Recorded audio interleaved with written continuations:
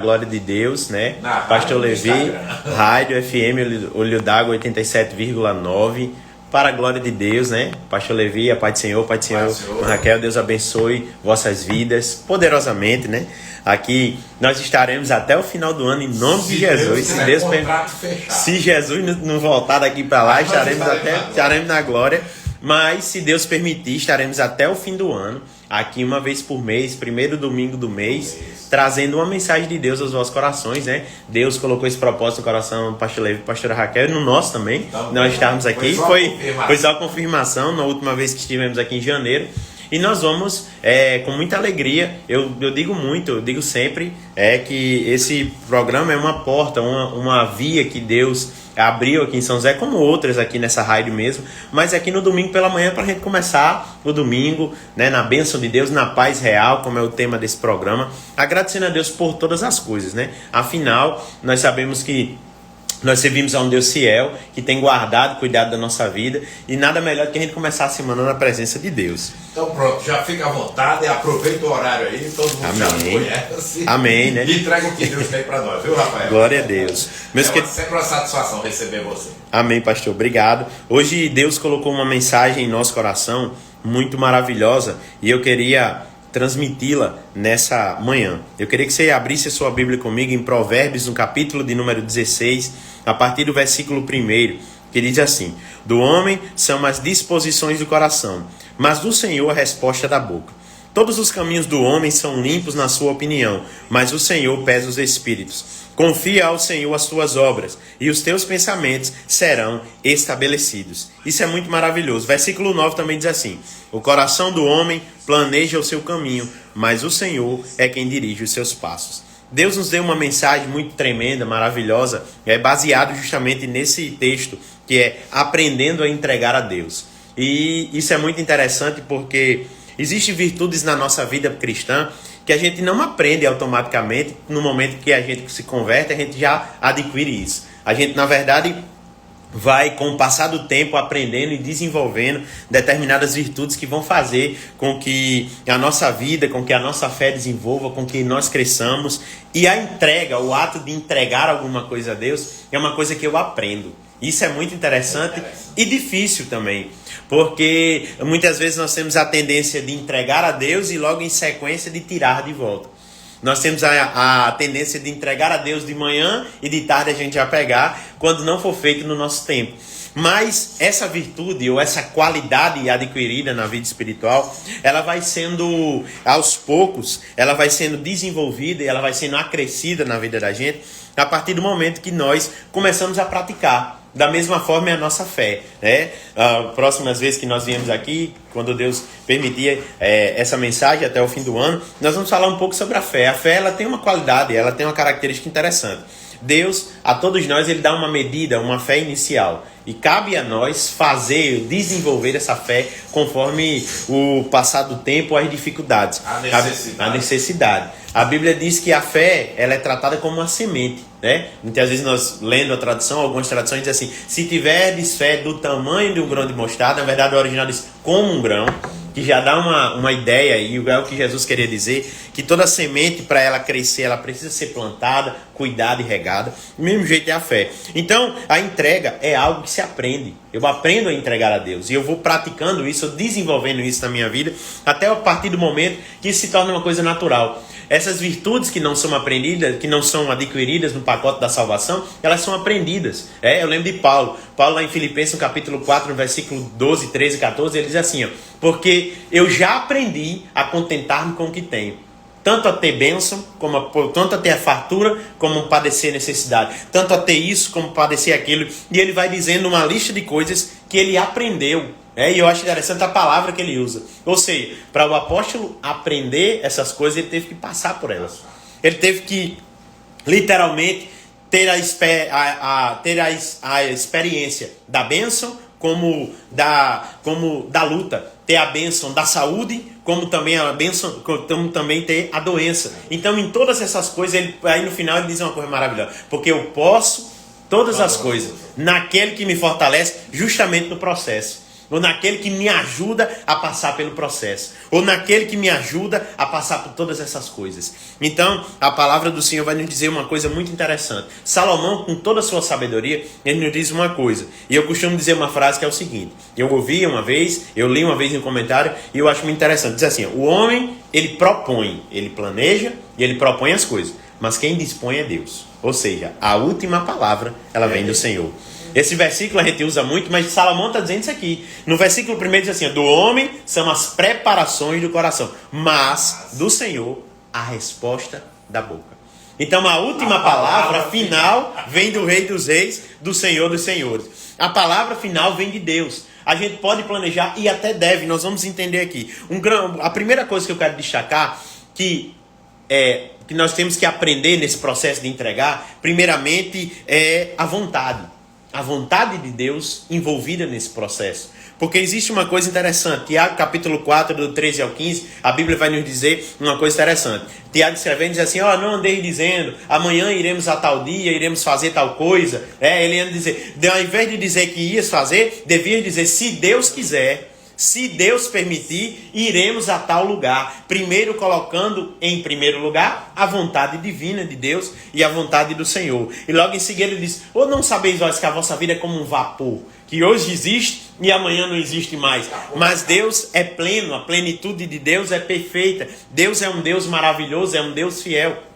Então, a Bíblia vai nos dizer que, em primeiro lugar, nesse processo de entrega a Deus, eu tenho que examinar a vontade de Deus. E a Bíblia vai dizer que a vontade de Deus, ela é boa, perfeita e agradável. Então, se eu viver a vontade de Deus, eu nunca terei perdas. Na verdade, eu vou viver não somente o que é bom, mas é o que é melhor. Eu vou viver aquilo que é perfeito, aquilo que traz paz, aquilo que é maravilhoso. Essa é a vontade de Deus para nós. Deus, ele não acrescenta dores, pelo contrário, às vezes que a gente pensa, a vontade de Deus não vai trazer isso a nós. Embora ele permita alguns processos, mas a plenitude final daquilo que Deus vai fazer é bom, perfeito e agradável.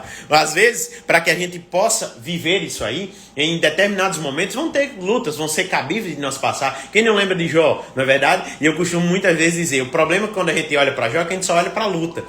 Porque Deus permitiu o diabo fazer isso. Mas você tem que entender uma coisa, aquela não é a luta de Jó, a prova de Jó, aquela é a aprovação de Jó. Ele vai passar por aquele processo para no final já confirmar o que ele já era no começo. O final do processo só revela, só mostra o Jó que era no começo. Um homem reto, íntegro, sincero e que se desviava do mal. Então, o processo não foi capaz de destruir com Jó. Pelo contrário, foi capaz de lhe confirmar. Porque Deus, ele tem uma coisa interessante. Tudo que Deus permite a gente passar não é para a nossa reprovação. Pelo contrário, é para a nossa aprovação. Eu me lembro de Abraão. Abraão passou por tudo aquilo que ele passou, mas no final de tudo Deus disse, Abraão, hoje Deus veio que verdadeiramente tu confias nele. Então, essa é a aprovação de Deus, Então, o interessante da vontade divina é que para ela ser revelada na nossa vida, ela muitas vezes não é fácil. Deus não vai revelar tudo, de primeira. A gente vai aprendendo com o processo. A gente vai aprendendo com o passar do tempo. A gente vai sendo moldado com aquilo que Deus vai permitindo que a gente passe. E a Bíblia nos diz uma coisa interessante, sobre isso. Quando eu falo de vontade, ela é plena, ela é perfeita, ela é fiel, ela não muda. A Bíblia diz que o que Deus tem para nós é o melhor. O que Deus tem para cada um de nós é aquilo que é perfeito. Só que muitas vezes entra em conflito a nossa vontade com a vontade de Deus. E eu costumo dizer uma coisa muito interessante sempre. Olha, você contra Deus nem tente. Você já perdeu. Todas as vezes que eu vou contra o Senhor, que a minha vontade se choca com a vontade de Deus, qual é que vai prevalecer? A plena, a perfeita, a agradável, a boa. É ela que vai prevalecer. Embora a minha seja, talvez, olha o que Salomão com muita sabedoria diz assim, todos os caminhos do homem são perfeitos aos seus olhos. Mas o Senhor pesa os espíritos. Você sabe o que é pesar? É medir. No original isso quer dizer, mas o Senhor, olha que tremendo isso aqui, ele examina as motivações. Às vezes o projeto é perfeito, mas a motivação é errada. E eu costumo dizer uma coisa, antes de Deus fazer qualquer coisa por você, ele vai trabalhar em você.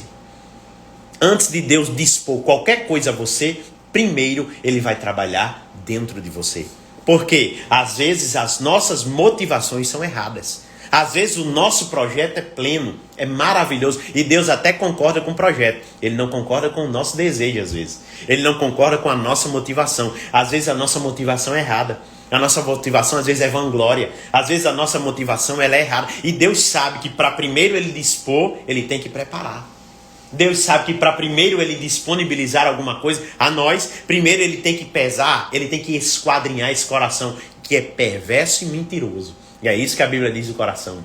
É um coração que maqueia, é um coração que esconde, é um coração que lá no íntimo dele, ele só pode ser tocado por alguém que é poderoso, que é Deus. A Bíblia diz que Deus é tão tremendo, irmãos. Isso quando eu começo a falar, me dá uma alegria no meu espírito, porque a Bíblia vai dizer lá sobre o poder da palavra. A palavra de Deus lá em Hebreus, no capítulo 4, vai dizer que a palavra ela consegue penetrar o mais íntimo do homem.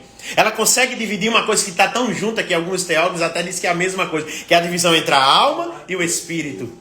Ela é apta para discernir pensamentos. Que coisa tremenda. E o mais interessante, e ela consegue discernir o que está dentro do coração. Ou seja, ela é tão poderosa que ela examina o que está dentro e ela traz à tona o que está por dentro.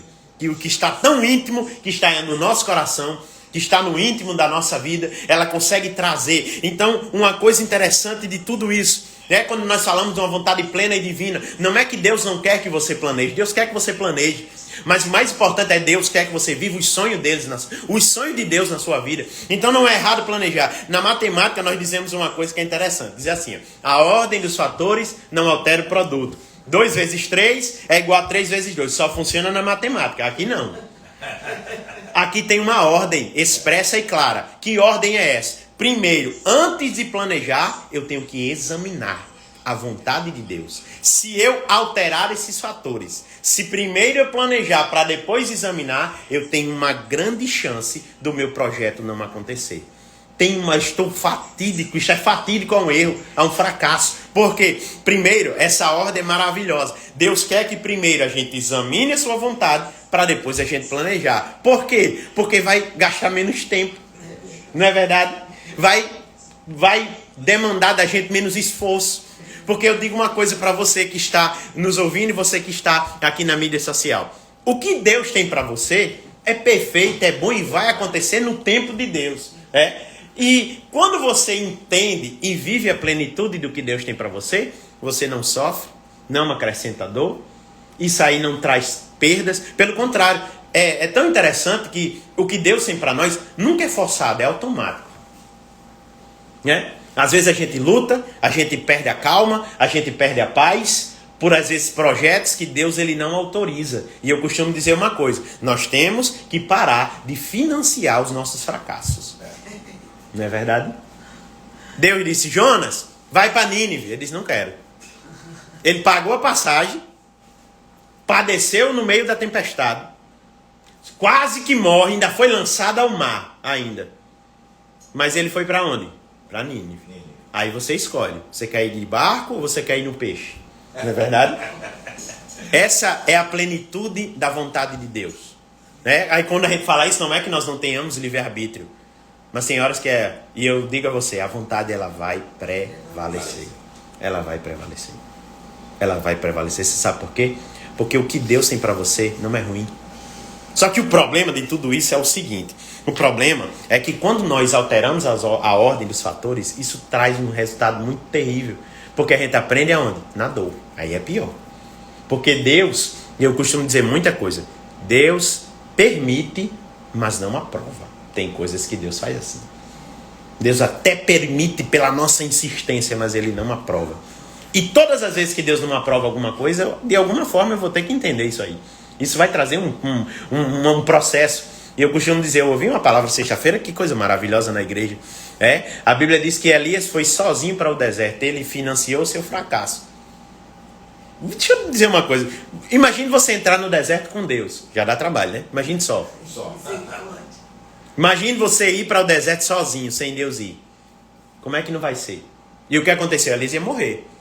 Porque o que Deus permite, Ele nos deixa exposto a padecer e a morrer. Mas Deus é tão misericordioso, foi até Ele. Ele lhe deu mais uma chance e lhe trouxe de volta. Então, Tem uma coisa que é interessante em tudo isso, é que quando nós aprendemos a entregar a Deus, primeiro nós checamos a vontade de Deus, e depois nós aprendemos uma coisa que é muito maravilhosa. A entrega, na verdade, é uma rendição. É quando eu entendo que existe uma vontade plena, perfeita, checada, que foi aprovada, e eu entrego meu projeto nas mãos de Deus. Quando eu entrego nas mãos de Deus, Salmo 37, versículo 5, entrega o teu caminho ao Senhor. Confia nele. E o mas ele fará. E é isso que é interessante. Entregar ao Senhor não vai dizer, ou não está dizendo aqui agora, que ao entregar a Deus, eu vou entender, ou vai me ser revelado o que vai acontecer. Porque na verdade não vai. É por isso que a Bíblia está dizendo, entrega e confia. Descansa. Descansa. Entrega e deixa bem entregue lá. Confia nele. Olha que tremendo isso aqui. E o mas ele fará. Não é o menos, não é qualquer coisa, não é a metade, é o mas. É tudo aquilo que você não pode fazer, Deus vai fazer. Não é isso? Não é o que você quer. A Bíblia diz, porque os meus pensamentos não são os vossos pensamentos. Isaías 55, os meus caminhos não são os vossos caminhos. Você planeja aqui, Deus tem isso aqui para você. Você planeja nesse nível, Deus tem esse. Mas o que é que Deus está dizendo? Peraí, às vezes Deus faz isso também. Eu entrego meu projeto, aí vem meu projeto pequeno, numa dimensão menor. Deus está dizendo, tá certo, meu filho, você está confiando em mim, eu vou fazer o melhor para você. O mas, ele vai fazer. A condição, a providência, a saúde, o planejamento. E o mais interessante de tudo isso, que nos diz aqui, que para nós vivermos essa vontade, para nós aprendermos a entregar a Deus, a primeira coisa que precisa ser transformada é a nossa mente. Porque a mente é terrível. E o cabo entrega e fica, será que vai dar certo? Né? A gente entrega, mas a mente é tão rápida, fica desconfiada, ela pensa tão rápido, tão ligeiro, que a gente fica naquela ansiedade, que a gente fica naquela preocupação. Aí Paulo, que homem inteligente, em Romanos capítulo 12, versículo 2, ele diz assim, mas transformai-vos pela renovação do vosso entendimento, para, depois disso, que experimenteis a vontade que seja boa, perfeita e agradável. Então, para nós vivermos a vontade de Deus, a gente precisa que a nossa mente seja transformada. Ao contrário, caso contrário, a gente não vai entender. A gente não vai ter paciência. E outra coisa que está acontecendo muito e que acontece, a ansiedade tomará conta do nosso ser. Porque tudo que... E é interessante. Olha, as grandes ansiedades, elas começam na mente, gente. E uma vez eu ouvi uma frase, e isso é um estudo, 90% das nossas preocupações não vão acontecer, só está na mente. Então, uma mente transformada, tudo só pensamento. Pensamento, ele é bom, mas é terrível também. Ele consegue prender a gente de uma tal forma que a gente fica ali preso naquilo e Deus está dizendo, transforma a tua mente e vive o melhor. Transforma a mente, porque é isso que é interessante. Olha o 3 que diz, confia ao Senhor as suas obras e os teus pensamentos serão estabelecidos. Ou seja, a tua mente vai entrar em calmaria, vai entrar em calma, vai ficar tranquila em nome de Jesus, vai ficar abençoado, vai ficar ali com aquele pensamento estabelecido. Por quê? Porque às vezes a nossa mente está em uma confusão tão grande que a gente não consegue ter direcionamento no que a gente vai fazer. Às vezes a gente está numa confusão tão grande na mente que a gente não consegue perceber. E eu digo uma coisa, quem está ansioso, quem está aperreado, quem está agoniado, ele não consegue perceber a vontade boa, perfeita e agradável. Por quê? Porque ele acha que está demorando. Porque ele acha que não é aquilo, porque ele acha que talvez ele tem que agir, porque ele acha que ele talvez tem que dar o próximo passo. E eu costumo dizer muito, eu acho que eu já disse aqui uma vez, a nossa interação com Deus, a nossa vida espiritual funciona da seguinte forma. É igual um jogo de xadrez. O próximo movimento, ele só está condicionado ao anterior. Você sabe o que é? Eu movo a minha parte, mas Deus move a dele. Eu movo a minha parte, mas o próximo movimento quem faz é Deus. É Ele que vai fazer. E eu tenho que entender isso. Tanto de Deus para mim, tanto de mim para Deus, como de Deus para mim. Às vezes Deus faz o movimento, Ele aguarda quem mover? Nós. A nossa parte. Mas às vezes, e isso é interessante, mais difícil não é nem quando Deus move a parte dele. Às vezes é difícil quando nós movemos a nossa, esperar Deus mover a dele. Não é verdade? E olha que interessante. Assim como o jogo de damas e xadrez. Se você mover 2 vezes, você perde. Só pode Só pode ir um. E às vezes eu movo uma vez e eu quero mover de novo. Eu perco. Deus está dizendo, calma, paciência, peraí, tem um tempinho. Lembra do xadrez? Tem um tempo lá, né, para apertar. Pode passar não sei quantas horas para fazer uma jogada. Deus está dizendo, calma, eu sei o que eu estou fazendo. Eu estou, na verdade, trabalhando com você. Na verdade, o meu tempo, ele não muda. Olha que tremendo isso. O tempo de Deus não muda Deus, muda a gente. Isso é tremendo. O tempo de Deus fazer alguma coisa não muda a gente. Não muda Deus, perdão, não muda a gente. Muda a gente. Eu costumo dizer uma coisa, uma mensagem que Deus me deu. Deixa o tempo ser usado a seu favor. O tempo é uma coisa maravilhosa. Olha, a gente às vezes planeja, faz determinadas coisas e tem que ter tempo para ser concluída. Eu tenho pelo pão. Você pode fazer o pão mais bonito que tiver. Se ele não descansar, ele não serve. Ele murcha. Ele murcha. Então Deus precisa usar o tempo ao nosso favor. A gente tem que deixar Deus fazer isso. E eu quero adiantar aqui e dizer uma coisa. O grande problema de nós vivermos essa vontade também e entregarmos a Deus é uma natureza que todos os homens têm, que é uma natureza rebelde. Todo mundo tem isso. O homem, ele é deliberadamente, sem ele perceber, rebelde. Isso é coisa do homem. Desde a queda natural, nós adquirimos, infelizmente, essa capacidade de sermos rebeldes e de fugirmos da vontade de Deus. É natural isso aqui. A Bíblia diz que sempre o homem, ele procura uma válvula, uma via de escape, de se encontrar e de estar diante de um Deus que vê tudo. De estar diante de um Deus que faz todas as coisas. Então, o grande interessante disso é que nós precisamos aprender a subjugar. Eu acho interessante quando Paulo diz, 1 Coríntios 9, 27, diz assim, porque eu subjugo o meu corpo, ou seja, eu domino ele. E ponho debaixo da escravidão, para que pregando aos outros não seja eu reprovado. Então, o apóstolo Paulo diz assim, eu domino. Porque se eu não dominar ele, ele me dominará. Se eu não dominar o velho dominará o novo. E é essa briga que está dentro de nós. O espírito novo e o velho na carne. Então ambos estão em confusão, em briga. A Bíblia vai dizer, é a luta entre a carne e o espírito todos os dias, todos os momentos. Então essa natureza rebelde, ela precisa ser dominada. O grande interessante disso é que Jesus nos ensina isso. Eu li uma coisa na igreja, Hebreus capítulo 5, versículo 8, que diz assim, porque ele sendo filho, aprendeu a obedecer. Quando eu disse isso, eu disse, como que Jesus, sendo perfeito, aprendeu a obedecer? Aí eu fui entender, fui mais a fundo, fui estudar, e Deus, interessante isso.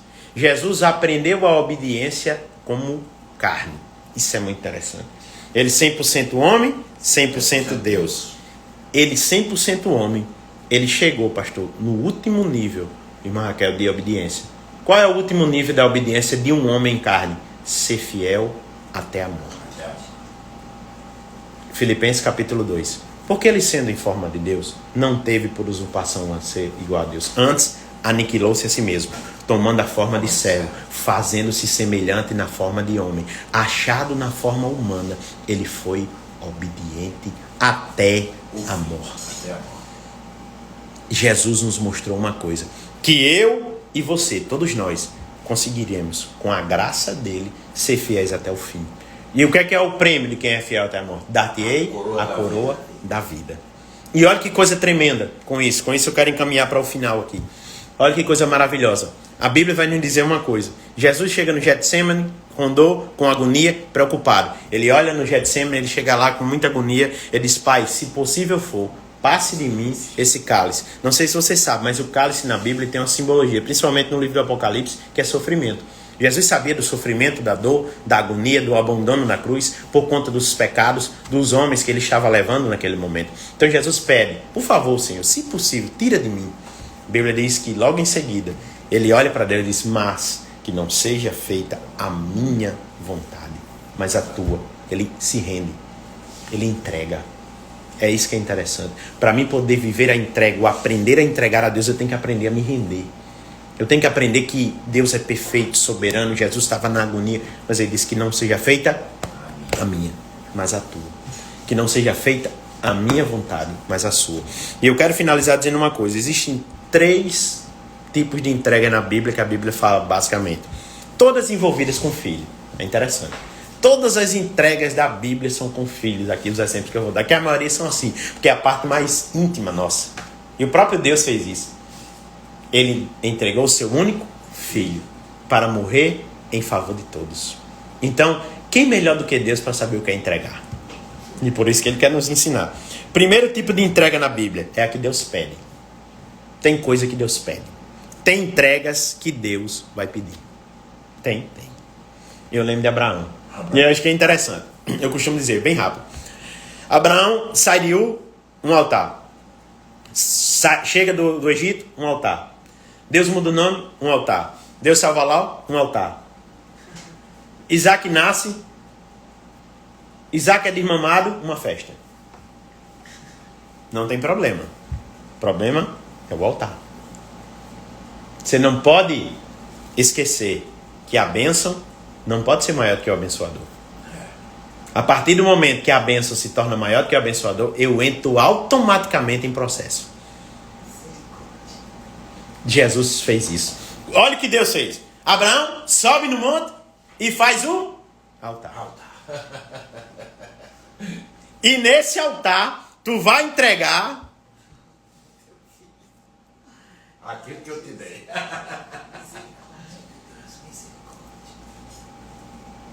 a bênção. A bênção. Tremendo, pastor. Tremendo. Deus pediu a ele o que era mais precioso. Não é que a sua bênção não é preciosa, mas tem alguém que é maior que ela. Tem alguém que é maior que a sua bênção. Tem alguém que não abandonou você em nenhum momento, desde quando você saiu lá do deserto, lá de Ur, desde quando ninguém estava com você, desde os piores processos Deus estava lá. E a bênção, ela é um resultado da fidelidade de Deus e a nossa, mas ela não é maior do que quem está conosco. Aí Abraão vai, Deus pede. O homem subiu. Que coisa maravilhosa. Quando ele sobe, que ele chega lá, que ele vai entregar, a Bíblia diz que o anjo brada do céu, na hora que ele vai oferecer, ele diz, não faças tal coisa. Hoje Deus vê, Abraão, que realmente tu confia nele. Então essa entrega, pastor, que Deus pede. Qual é a segunda entrega? É a entrega que eu ofereço. Deus não pediu, mas eu ofereci. E eu me lembro de Joquebede. Joquebede, ela tinha duas opções. Ou ela fica com o filho nas mãos dela, Deus está falando com alguém aqui.